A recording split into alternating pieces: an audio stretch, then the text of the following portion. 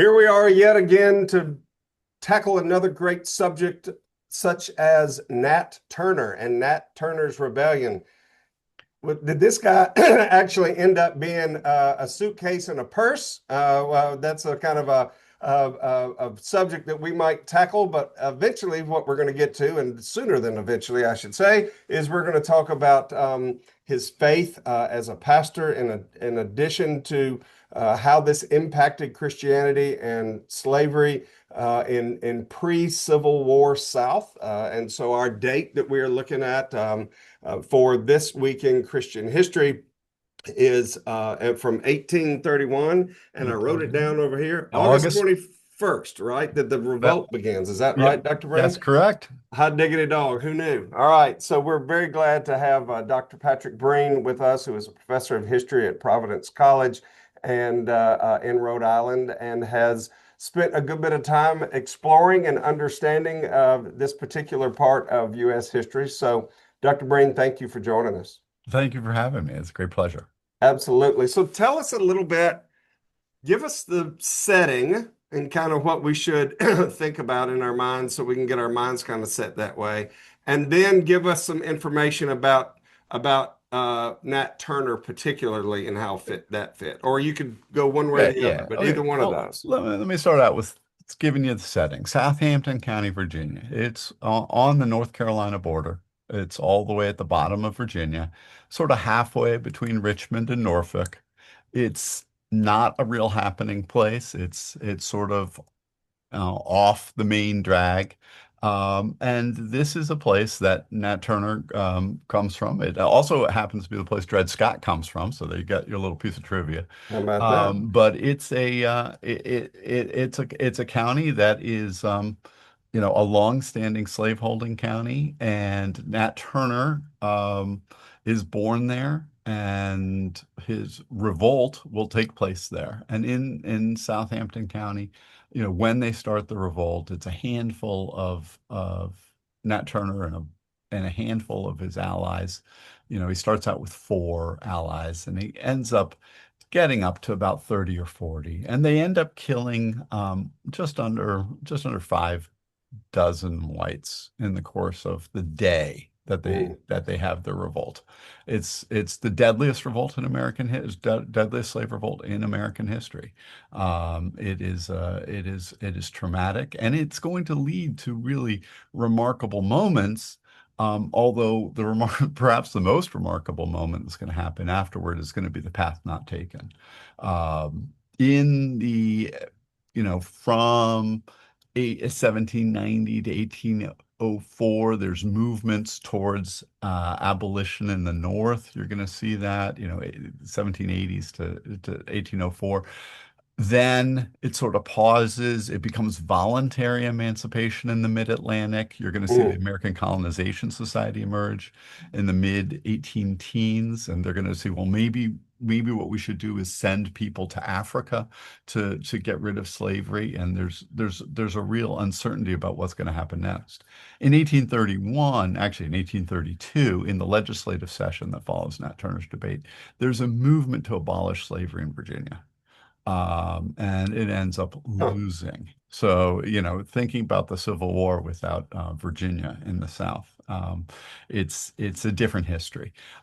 It doesn't happen, of course. Slavery um, is preserved, and it will not seriously be debated again until the Civil War. So this is sort of the last moment where there is this sort of anti-slavery movement in the South. But I think it's going to be real revealing what happens in Southampton, Virginia, as it does. But that's sort of its global or national context. Nat Turner himself. Yes, let's talk about him. So he's Yeah, a so he's 30 years old, 31 years old. He's born in Southampton, and he's a interesting and he's a little bit peculiar. He talks mm, about he's very smart. And what we know about Nat Turner, we know through these sources that are taken, jailhouse interviews held by people with him, including famously one that was written down by Thomas R. Gray as the Confessions of Nat Turner. In these confessions, we're not exactly sure how much is exactly his words, although I think the tendency of scholars recently has been to say these are pretty good sources. Hmm. Okay. He just basically wrote it. His main goal, according in my view, was that he was trying to make money on this. He was running, his father was dying. He was in debt. His father, this is Gray, his father had to cut him out of the will so that his share wouldn't be taken by the people he owed money to. So his Wow. share went to his daughter. And so he's sitting there and saying, I'm stuck up. I need money. How do I get it? And he does this. He takes down Turner's confessions, and Turner talks about his becoming a Christian, right? I mean, ultimately, if Gray asked Turner if you'll talk, and Turner says absolutely, and there's no hesitation. And it's unclear. Gray doesn't particularly care why Turner's talking. He just wants him to tell a good story. But it Mhm. seems like Turner's trying to sort of justify his Christianity in this moment where he's about to be killed. He's about to be executed for starting this slave revolt. And in the confessions, Turner's going to see himself very much as a Jesus figure. He's going to sit there and say, you know, Gray stops one moment, and when he's when he's writing down the confessions, he says, "Yeah, so God told you to do all this. God told you, really?" And he goes, "Aren't you a little bit mistaken there?"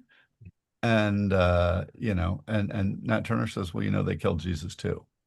So he sits there and he's trying to figure out in his own mind how he can understand this mission, which he thought was God given, how it could, fail. And his idea is he doesn't know exactly I think his idea is that he didn't know what God wanted him to do. But his job was to be obedient unto God's command, and so he launches this rebellion as part of an act of faith. He's a really religious guy. He learns how to read, and Turner says, "I learned how. It was a miracle. I learned how to read. No one taught me." Sure. Gray didn't believe it. Gray's like his parents taught him, someone taught him, whatever. But he learned whatever it was, he did learn how to read. He was intelligent. When you look at the decisions he makes in the revolt, they're pretty sharp. After the revolt, he's like the one rebel who's able to escape and hide longest. Which takes some. Everyone was looking for him, and everyone all over the country was looking for him. And they kept finding him in all these other places, but he was actually in Southampton the whole time. But Nat Turner, he was a special kid, and he thought that he had a special mission, and he was some sort of, you know, he had this special relationship to God, where God spoke to him, and that was, and much of his life was spent trying to discern what God wanted him to do. So was he always on one plantation? Was he owned by one family? I mean, or did he, like so many No. others, got split No, up no, in no. different So places? it's funny, and I think that you're right on to something that's really important. So, Southampton's a small place, and it's unclear like how much, if he's ever gone out of Southampton. It doesn't seem like he's got deep connections outside of Southampton. But he's someone who, as he has different people, slave owners who sell him Hmm. and who die. And by the end, he's living in a house where his slave master's actually just a little child, because of an inheritance. Okay. So he does move, and that's sort of, I think, one of the keys to understanding how he puts the revolt together with his Hmm. friends, because he's not a guy with like a big following. In fact, in his confessions, what he says is, I kept myself separate from them as much as possible. Really? He was more like the prophet in the desert. not the minister who's got 1,000 people in the parking lot. He's out keeping himself separate from them because he's trying to figure out what God wants him to do. Um, Interesting. yeah. So anyway, he's separate. He's trying to do his own thing, and he has an interesting experience. A couple interesting things happen along the way. Um, One is he decides at a certain point to get baptized, or actually it turns out because, and it's unclear why, he ends up baptizing himself. Which, Oh, it's not surprising that this guy who speaks to God is, like the whites are going to say, well, we're not actually looking for an enslaved minister in our church, and certainly not someone like you. So they didn't take him, but whatever it was, he ended up having a white disciple with him. Etheldred Brantley was the one person baptized with him. So here's the guy who's going to become the great race warrior in American history. And when he's getting baptized, the only person that we have any records getting baptized with him, and I suspect the only person actually baptized with him, mhm. is a white man. It's like, so how did this guy become a race warrior? Well, one of the things that happens is he sits there and he's trying to figure out what God wants him to do. And at one point, he ends up running away. Now, this is, if you can do it, it's hard to do. Not many people Right, do, but no one in the Black community is going to blame you if you do it.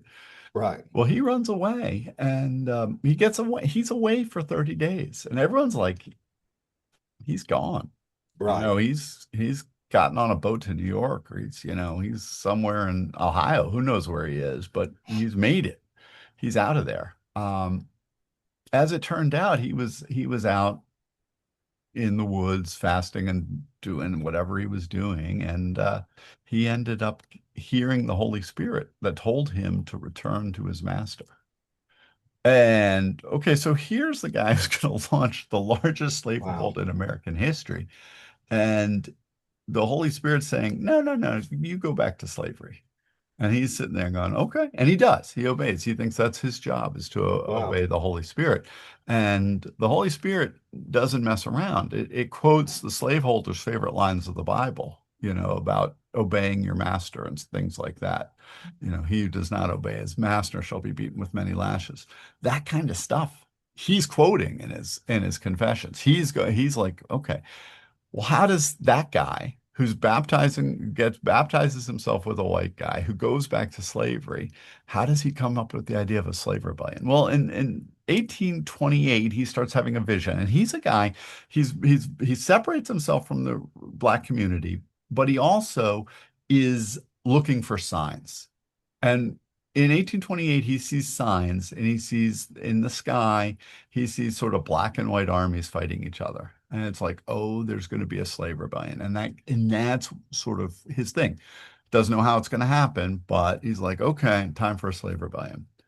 In 1831, February of 1831, he sees an eclipse of the sun. A full eclipse comes to Southampton County, and it, just does. It's a thing. And he looks at it, but of course, he's immediately thinking, Mm, now it's time. So he tells his buddies, the four people who are with him, and actually, we don't know how many of these people are sort of simpatico religiously.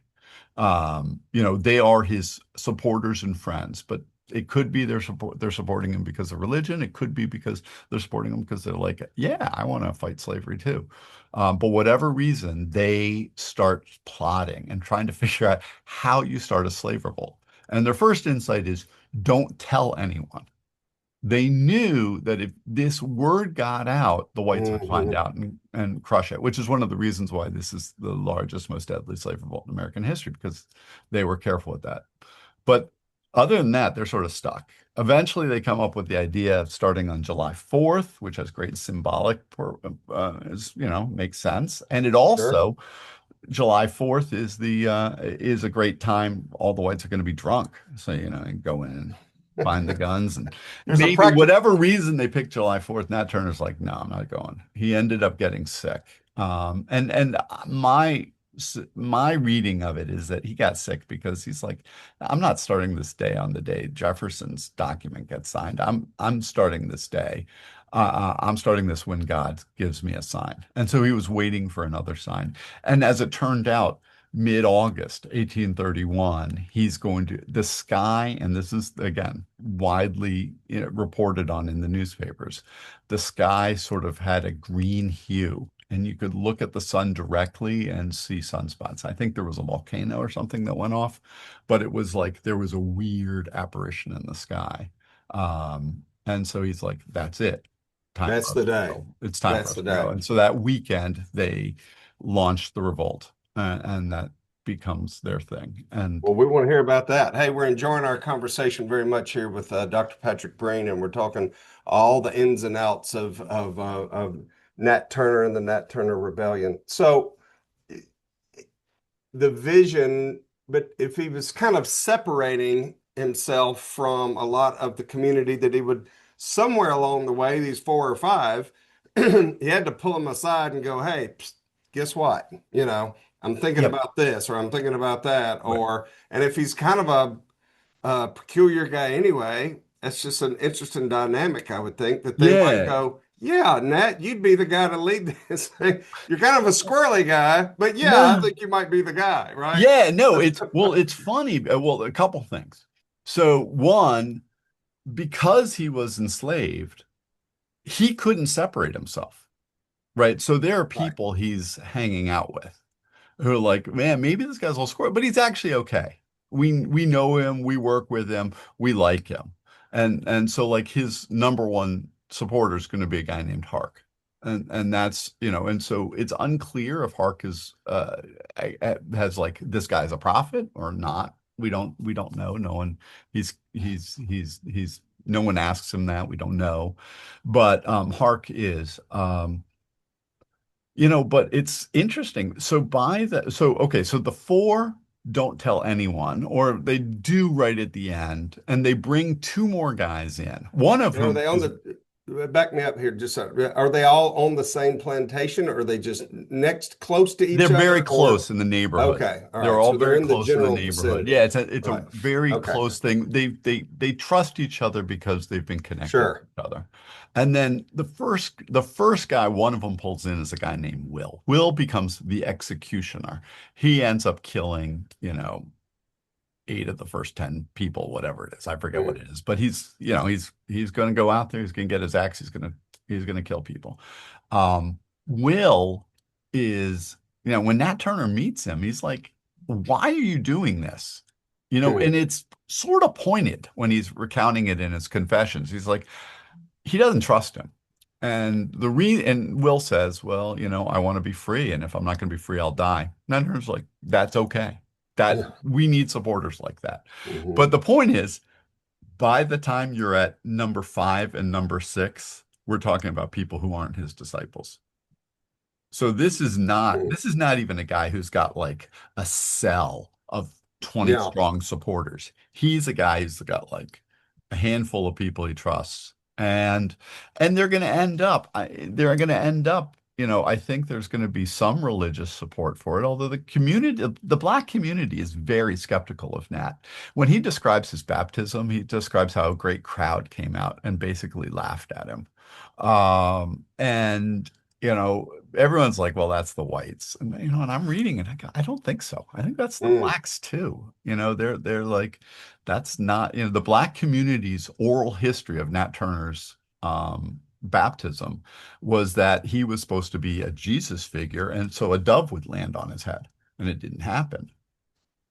So what a fool. Ah. What a fool. So the black community was fairly skeptical of him. And I think ultimately most of his support is going to be people who are really sick of slavery. But you know, he's the guy who's like, let's get this going. But and the other thing is when the first so the first people they attack, the first house they attack is Nat Turner's house.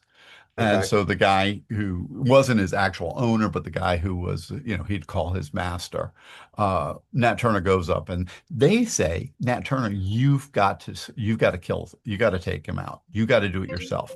And that's like one thing I realize is this is not Jim Jones. This is not, we're following you and whatever you say goes.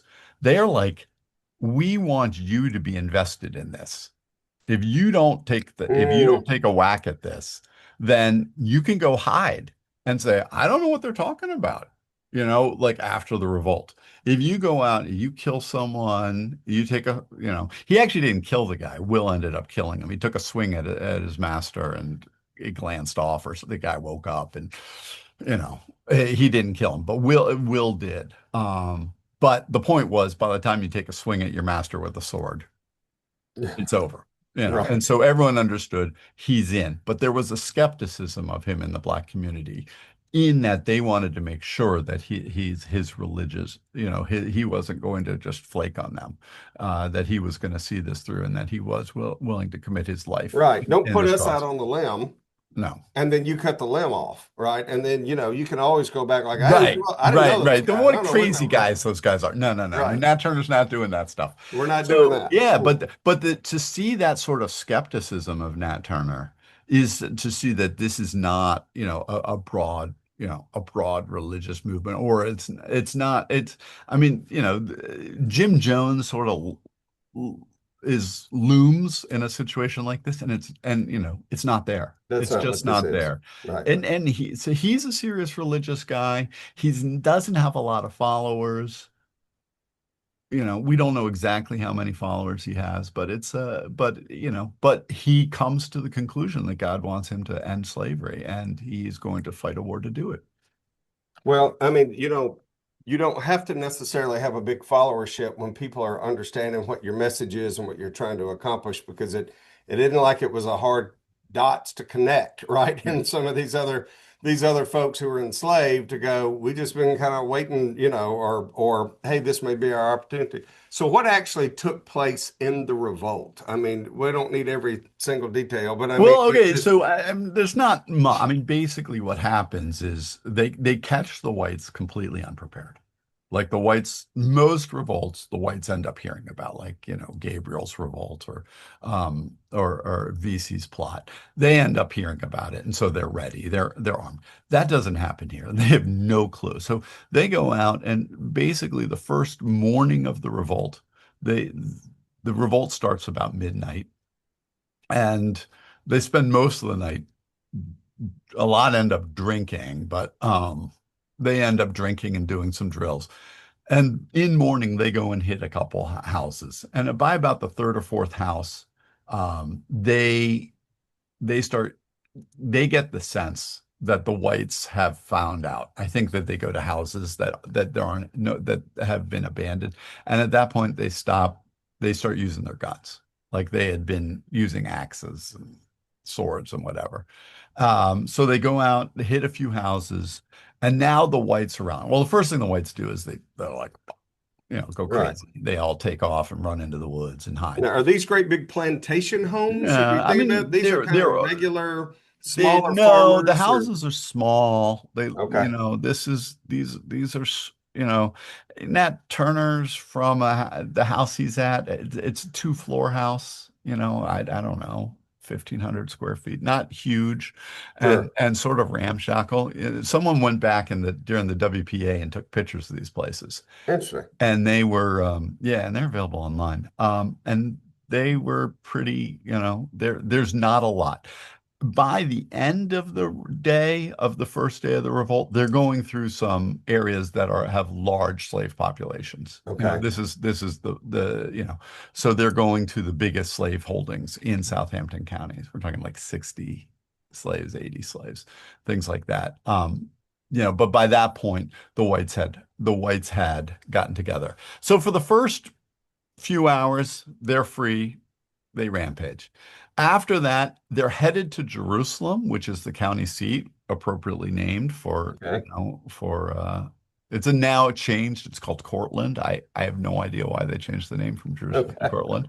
But William Styron, when he wrote his novel on this, loved that their goal was Jerusalem. Yeah. Anyway, they're headed to Jerusalem to get arms, and they're going through and they're attacking. Nat Turner's goal is to attack quickly and get going. Um, a lot of his supporters like to go in, spend some time, recruit, drink heavily.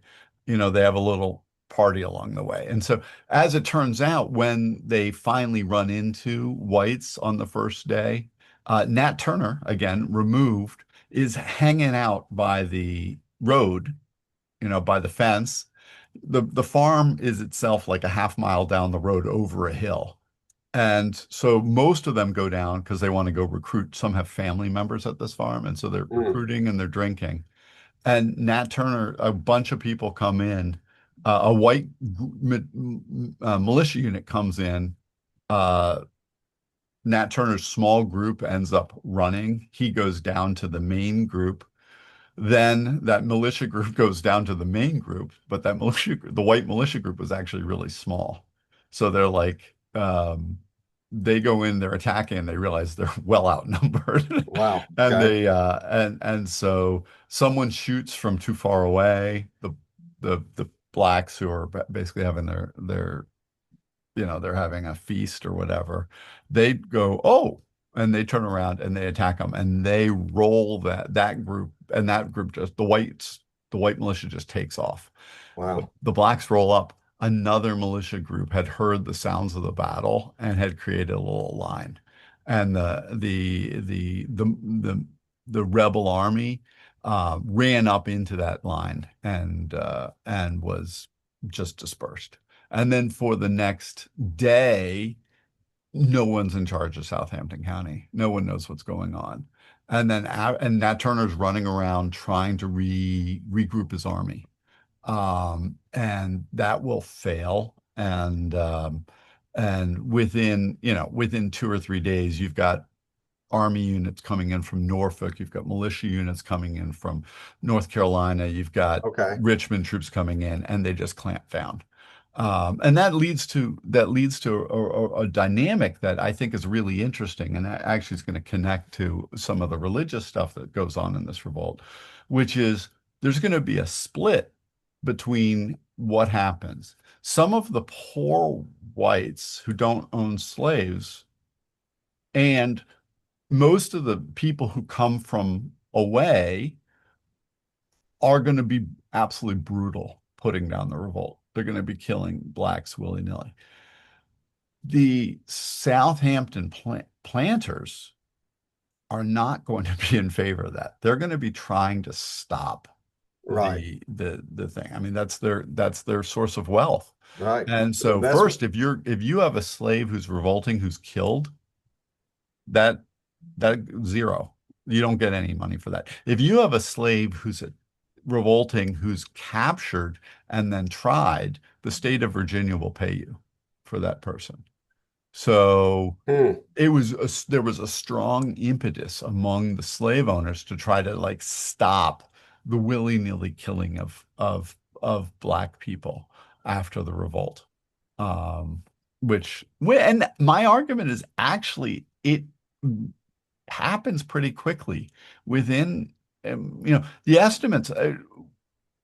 It's been funny when people have been estimating the number of black people killed. It's pretty clear, the numbers don't always agree, the lists don't always agree, but somewhere in the low to mid 50s is the number of whites who are killed. But we got their names, like they Hmm. show up, and it's like, okay, this person shows up, but then it shows up on the tax record the next year, so probably didn't die, but whatever. It's somewhere around there. The blacks, no one's doing an inventory of the blacks, Sure. and Right. so what happens is, at first people say, well, there weren't that many blacks killed. I'm like, well, how many is that many? I mean, I don't Yeah. really know. How many of them are we supposed to expect?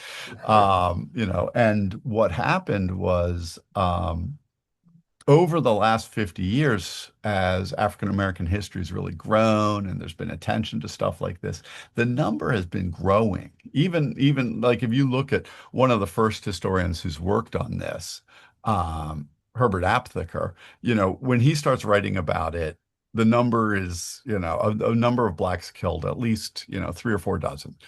And then, by the time he's at the end of his career in the 80s and 90s, he's writing about hundreds being killed and, all this stuff.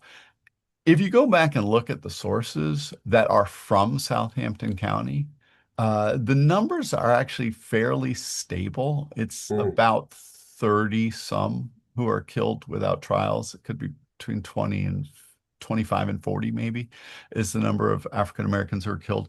And that's because the slave owners stop it. And, the people, most of the people who are involved in the revolt do end up getting tried. Roughly about half end up getting okay. tried. So we have a great trial records, which are all these pro forma trials where they, Sure, sure. they get two witnesses. Yeah, I saw him and he did this. And although it's interesting when you go through the trial records, some of these people, like they're with them and they didn't get killed. They didn't get executed. What the slave owners were trying to do, this ties in. I'm going to come back to religion in a sec. Yes. The slave owners were trying to say it really was a weird thing. It doesn't happen. It's not that often. And a lot of people were like, yeah, but it Mm, did. And the slave owners control the courts, sure, right? If you have to be a slave owner to be a judge, and there's no jury for blacks, right? I mean, unless you're a free black, there's no jury. It's just the judges. And so there's a bank of judges who are slave owners who are going to decide. And the slave owners who are deciding are the wealthiest slave owners.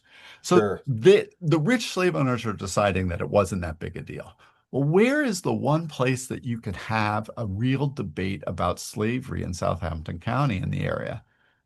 It's in the churches, Sure.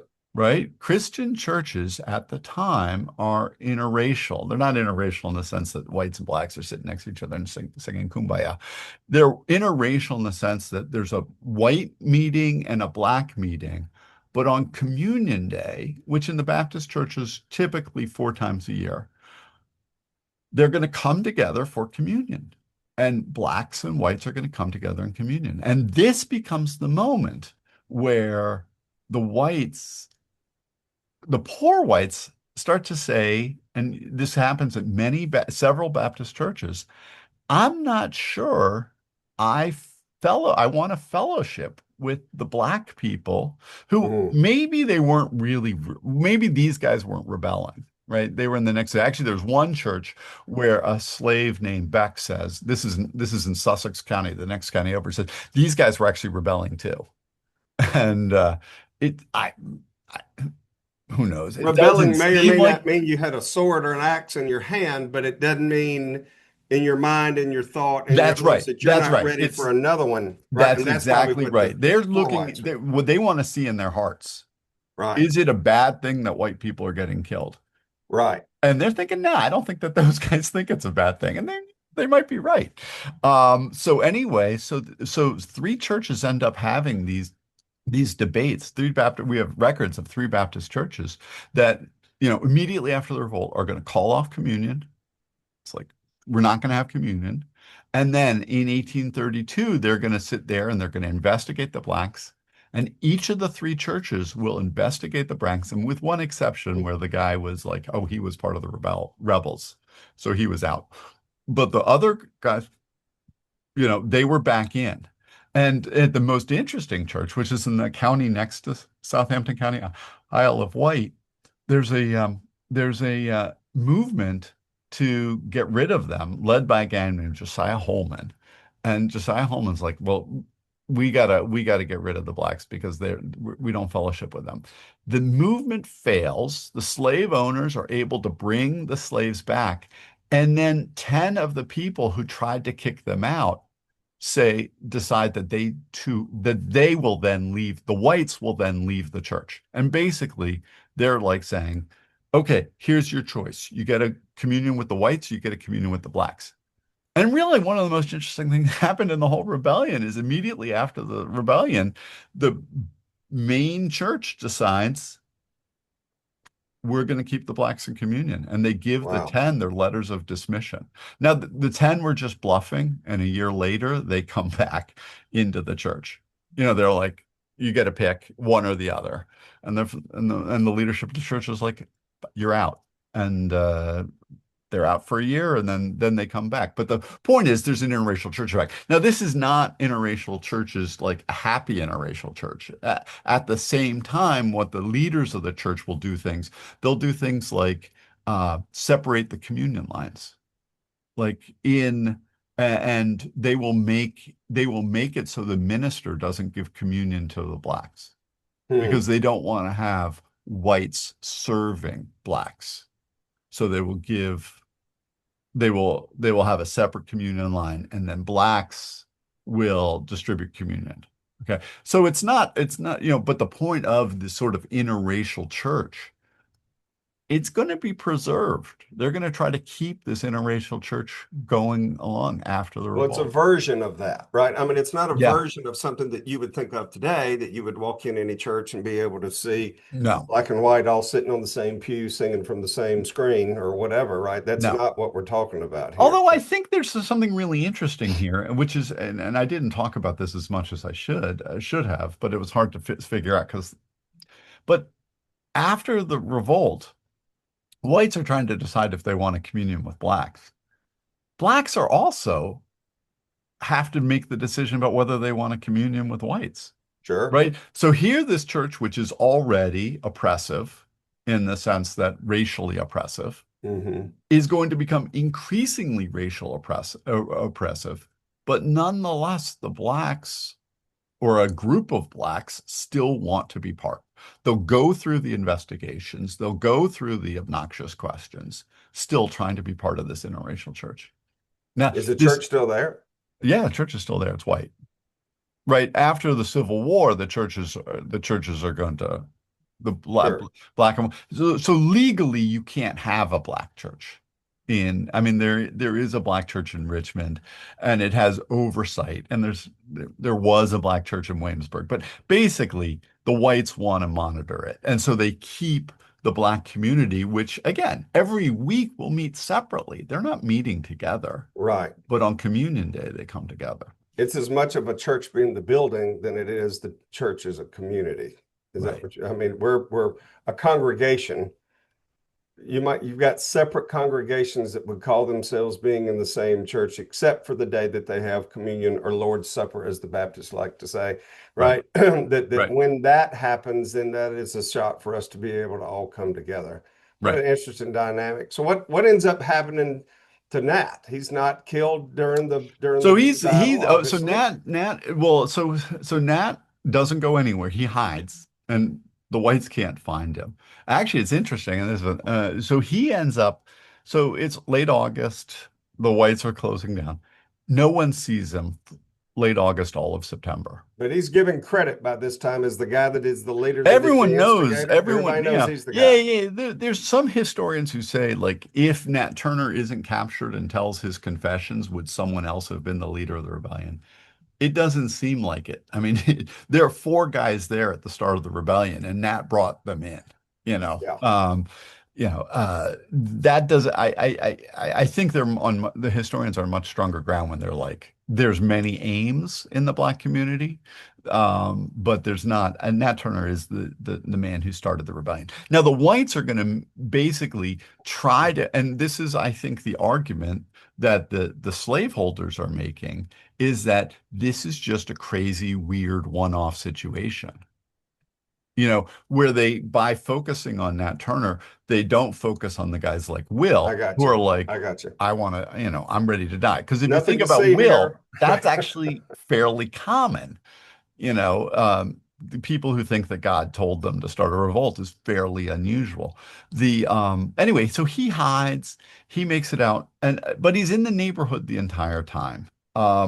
Eventually, and he ends up a dog ends up finding his den, the place he's hiding, the cave. It's called many different things, his lair, and he realizes that the dog's going to come back.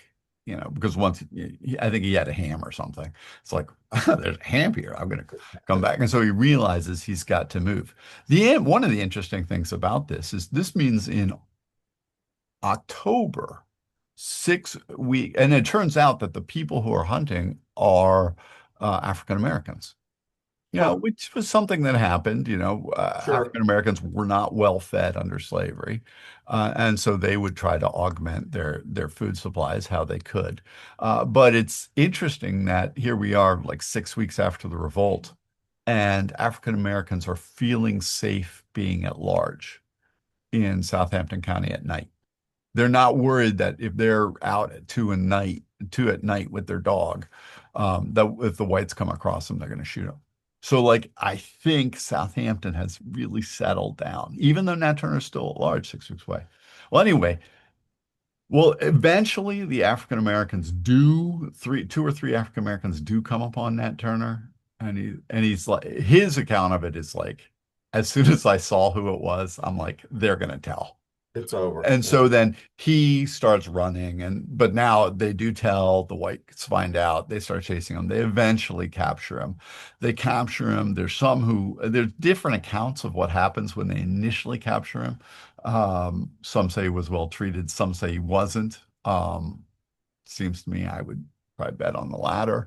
Right. But then he is not killed, and he's pulled into Southampton, where he's examined by two of the chief magistrates for several hours about the revolt. Then Thomas Gray comes in and takes his confession down.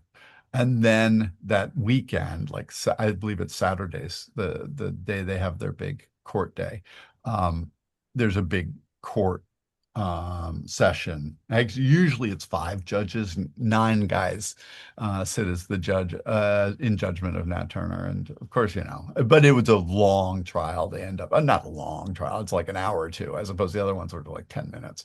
Right. But they end up, according to Gray, they end up reading the confessions, or the other possibility is one of the prosecutor ends up just telling the story that Nat Turner told in his earlier examinations. But whatever it is, he is tried and sentenced to hang. There is an interesting thing that happened. Because the state's going to end up paying for it, the state ends up requiring that the trial records go to the governor. The state doesn't want to have to pay for a lot of people. They would much rather have someone, rather than executed if they're sort of marginal, come in, be sent to Virginia, and then sent out of state, because the slave traders would pay them what the Mm. state would end up owing the owner. But Nat Turner, of course, that's not going to happen. Nat Turner is not reprieved; he's executed. And there is the story you alluded to early Yeah. on about how this is a story written by the first history of the Nat Turner Revolt, which was published in 1900. And it's not super sympathetic to Nat Turner, but they say he sold his body for dissection and for ginger cakes. Um, Historians have generally looked askance at that, but it's certainly not beyond the realm that his body was desecrated, that parts of it were used. People were certainly taking pieces and parts of people's bodies as Sure. I mean, souvenirs. people This had was had it's had Thomas Paine's jawbone showed up in England, right? So it's not like there's a no. not some precedent somewhere along during that time period that it was just that Yeah, yeah, that not a unique, not a, right? not pleasant stuff you want to think of. No, no, no, but But but he but ends real up stuff. so he ends up dying. Was he buried? Is he buried in Southampton? Is there a spot that he has a marker No, for a burial no, there's place? there's very few more. There's a road there's a road in Southampton called Blackhead Signpost, which was presumably a place where some of the rebels who were killed immediately after the revolt had their heads put up.